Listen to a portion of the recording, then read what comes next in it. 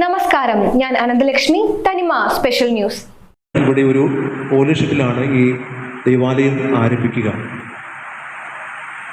പുണ്യ സ്മരണാർഹനായ കൊല്ലം arch bishop ദൈവദാസൻ Maria Benziger ബിഷപ്പാണ് ഈ ദേവാലയം തുടങ്ങുവാനായിട്ടുള്ള ആദ്യ കാരണഭൂതനെന്ന് പറയുക. അദ്ദേഹം വലിയൊരു ഭക്തനായിരുന്നു. ഭക്തനെന്ന് പറഞ്ഞാൽ ദൈവവിശ്വാസിയാണ്, നമുക്കറിയാം. അതിനേക്കാൾ ഉപരിയായിട്ട് വിശുദ്ധ കൊച്ചുത്രേസ്യയിലുള്ള അതിയായിട്ടുള്ള വിശ്വാസവും സ്നേഹവും ഉണ്ടായിരുന്നു. ഈ കൊച്ചുത്രേസ്യ എന്ന് പറയുന്നത് കുഞ്ഞുനാളിൽ ദൈവത്തെ കൂടുതലായിട്ട് അറിഞ്ഞ് സ്നേഹിച്ച ഒരു വ്യക്തി, ഒരു കന്യാസ്ത്രീയായിട്ട് മാറുകയും തുടർന്ന് അവർ ഫ്രാൻസിലെ ലിസ്യുവിലാണ് ജനിച്ചത്. അപ്പോൾ 1923 ഈ കൊച്ചുത്രേസ്യ എന്ന് പറയുന്ന ഈ കന്യാസ്ത്രീയെ വാഴ്ത്തപ്പെട്ടവളായിട്ട് പ്രഖ്യാപിച്ചത്. ഇത് വാഴ്ത്തപ്പെട്ടവളായിട്ട് പ്രഖ്യാപിക്കുന്ന സാധാരണയായിട്ട് ദേവാലയങ്ങളിൽ പ്രത്യേകമായിട്ട് അവർക്ക് സ്ഥാനം ഉണ്ടാകില്ല. പക്ഷേ ഈ കൊല്ലം ആർച്ച് ബിഷപ്പായിരുന്ന മരിയ ബെൻസിഗർ പിതാവ് പ്രത്യേകമായിട്ട് റോമിൽ വത്തിക്കാൻ പാപ്പയോട് പ്രത്യേകമായിട്ട് അനുമതി ചോദിച്ചിട്ടാണ് 1923 ഇവിടെ വാഴ്ത്തപ്പെട്ടവൾ പ്രഖ്യാപിച്ച സമയത്ത് തന്നെ പ്രത്യേകമായിട്ട് നമ്മൾ അൽത്താര വണക്കത്തിന് വേണ്ടിയിട്ട് അവരെ പ്രത്യേകമായി അംഗീകരിച്ചത്.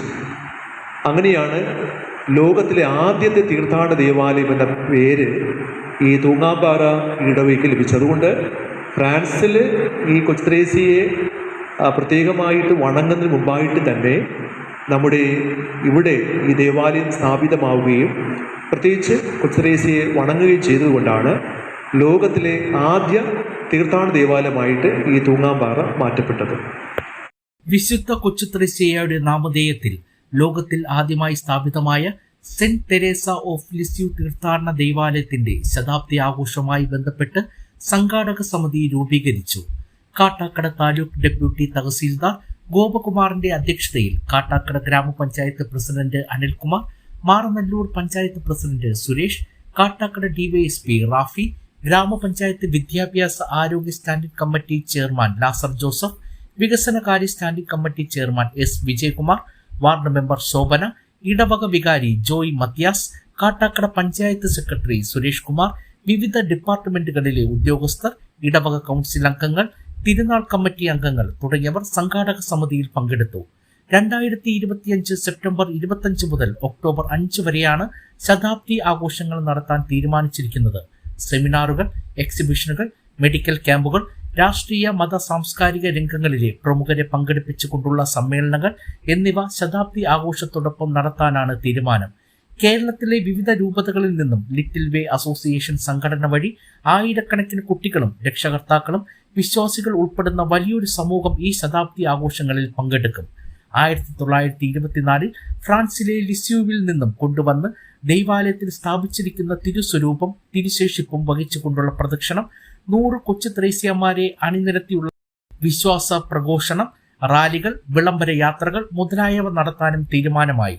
ഇതോടൊപ്പം ശതാബ്ദി വർഷത്തിൽ വിശുദ്ധ കൊച്ചുത്രേസ്യയുടെ ജന്മനാടായ ലിസ്യുവിൽ നിന്നും കൊണ്ടുവരുന്ന തിരുസ്വരൂപത്തിന് പ്രൗഢഗംഭീര സ്വീകരണവും നൽകുന്നു. ഈ ശതാബ്ദി തീർത്ഥാടന ആഘോഷങ്ങളുടെ സുഗമമായ നടത്തിപ്പിലേക്കായി കാട്ടാക്കട നിയോജക മണ്ഡലം MLA അഡ്വക്കേറ്റ് IV സതീഷ് ചെയർമാനായും, കാട്ടാക്കട ഗ്രാമപഞ്ചായത്ത് പ്രസിഡന്റ് അനിൽകുമാറിനെയും മാറനല്ലൂർ പഞ്ചായത്ത് പ്രസിഡന്റ് സുരേഷ് കുമാറിനെ വൈസ് ചെയർമാൻമാരായും, കാട്ടാക്കട തഹസീൽദാർ കൺവീനറായും, ലാസർ ജോസഫ്, ആൽബർട്ട് തോമസ് എന്നിവരെ ജനറൽ കൺവീനർമാരായും വിവിധ വകുപ്പ് മേധാവിമാരെയും തെരഞ്ഞെടുത്തു.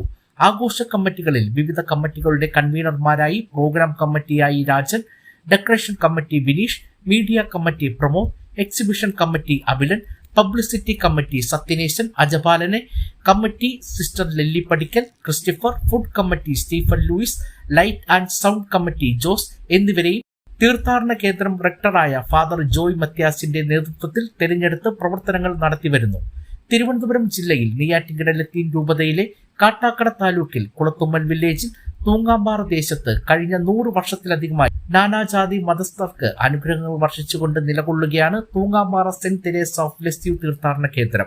1918 മുതൽ ഓലഷെട്ടിൽ ആരംഭിച്ച ദേവാലയം 1924 കൊല്ലം ആർച്ച് ബിഷപ്പായിരുന്ന ദൈവദാസൻ അലോഷ്യസ് മരിയ ബെൻസിഗർ പിതാവ് മാർപ്പാപ്പയിൽ നിന്നും പ്രത്യേക അനുവാദം വാങ്ങിയാണ് ഈ കാണുന്ന ദേവാലയം പണികഴിപ്പിച്ചത്. ദേവാലയത്തിന്റെ ശതാബ്ദി ആഘോഷം 2024 വിപുലമായ പരിപാടികളോടെയാണ് ആഘോഷിച്ചത്. വേണ്ട ലാൻഡ് ഓർഡർ സിറ്റുവേഷനും ട്രാഫിക് അറേഞ്ച്മെന്റുകളും നല്ല രീതിയിൽ നടത്തിക്കൊടുക്കുക എന്നുള്ളതാണ് ചുമതല. തീർച്ചയായും ഇവിടെ ഡേ ബൈ ഡേ നടക്കുന്ന പ്രോഗ്രാമുകളെ പറ്റി ഞങ്ങൾക്ക് അതിൻ്റെ ലിസ്റ്റ് കിട്ടിയിട്ടില്ല. ആ പ്രോഗ്രാം ലിസ്റ്റ് കിട്ടിയാൽ മാത്രമേ എന്തൊക്കെ പ്രോഗ്രാമുകളാണ് നടക്കുന്നതെന്നും എത്ര പോലീസിനെയാണ് ഡിപ്ലോയ് ചെയ്യേണ്ടതെന്നും നമുക്കറിയാൻ കഴിയും. പിന്നെ ഞങ്ങൾക്ക് തന്നിരിക്കുന്ന ചെറിയ ഒരു പാമ്പറ്റിൽ പോലീസ് പ്രധാനമായും ചെയ്യുന്ന കുറച്ച് കാര്യങ്ങൾ പോയിന്റ് ഔട്ട് ചെയ്തിട്ടുണ്ട്. അതിൽ ആദ്യത്തെ പോയിന്റ് തന്നെയാണ് റോഡ് നിർദ്ദേശങ്ങളും മാർഗനിർദ്ദേശം സൃഷ്ടിച്ചുകൊണ്ടുള്ള കച്ചവടം നിയന്ത്രിക്കുക എന്ന് പറഞ്ഞിരിക്കുന്നത്. അപ്പം ഇരുവശങ്ങളിലുള്ള മാർഗനിർദ്ദേശം സൃഷ്ടിച്ചുകൊണ്ടുള്ള കച്ചവടം തീർച്ചയായിട്ടും പോലീസ് നിയന്ത്രിക്കും. അതിന് പഞ്ചായത്തിൻ്റെയും സഹകരണം നമ്മൾ പ്രതീക്ഷിക്കാം. കാരണം പഞ്ചായത്ത് ഇതുമായി ബന്ധപ്പെട്ട ആർക്കെങ്കിലും പെർമിഷനുമായിട്ട് കൊടുത്തു കഴിഞ്ഞാൽ പിന്നെ നമുക്കത് ബുദ്ധിമുട്ടുണ്ടാവും. അപ്പം പഞ്ചായത്തിൻ്റെ ഒന്നും മറ്റ് പെർമിഷനുകളൊന്നും ഇല്ലാന്നുണ്ടെങ്കിൽ കച്ചവടക്കാരും റോഡ് സൈഡിൽ ഇരിക്കത്തില്ല. ഏറ്റവും വെല്ലുവിളി എന്ന് പറയുന്നത് നേരത്തെ ഇവിടെ പറഞ്ഞു കഴിഞ്ഞാൽ ട്രാഫിക് മാനേജ്മെൻറ്റാണ്. ഇവിടെ ഒരുപാട് വാഹനങ്ങളിലും അതുപോലെ ചെറുതും വലുതുമായ വാഹനങ്ങൾ വരുന്ന ആൾക്കാരുണ്ടാകും.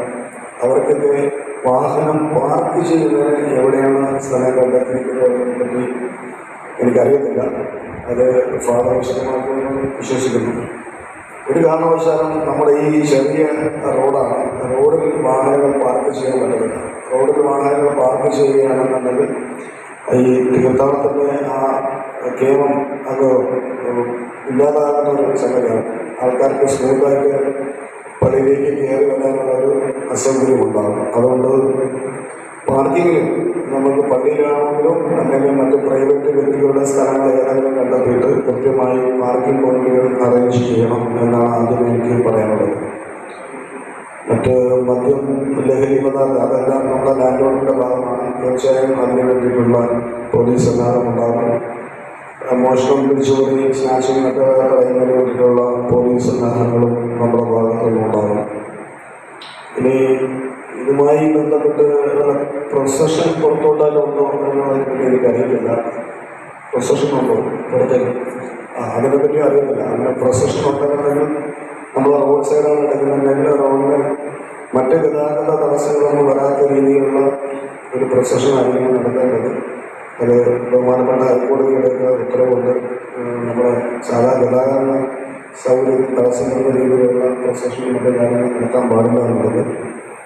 അപ്പോൾ അതനുസരിച്ചുള്ള അറേഞ്ച്മെൻറ്റ് എന്തായിരുന്നാലും ഡേ ബൈ ഡേ പ്രോഗ്രാമിനെ കുറിച്ച് അച്ഛൻ്റെ ഭാഗത്തു നിന്ന് വന്നാൽ മാത്രമേ നമുക്ക് പോലീസ് അറേഞ്ച്മെൻറ്റിനെ പറ്റി പറയാൻ പറ്റുള്ളൂ. എന്തായിരുന്നാലും തീർച്ചയായും ഈ തീർത്ഥാടന കാലഘട്ടത്തിൽ ഇവിടെ സുഗമമായി ഭക്തർക്ക് വന്നു പോകാനും പ്രാർത്ഥിക്കാനും ഉള്ള സൗകര്യങ്ങൾ കാട്ടാക്കട പോലീസിൻ്റെ ഭാഗത്തു നിന്നും ഉണ്ടാകും എന്ന് ഉറപ്പു പറഞ്ഞുകൊണ്ട് ഞങ്ങൾ ഈ പരിപാടിയിലേക്ക്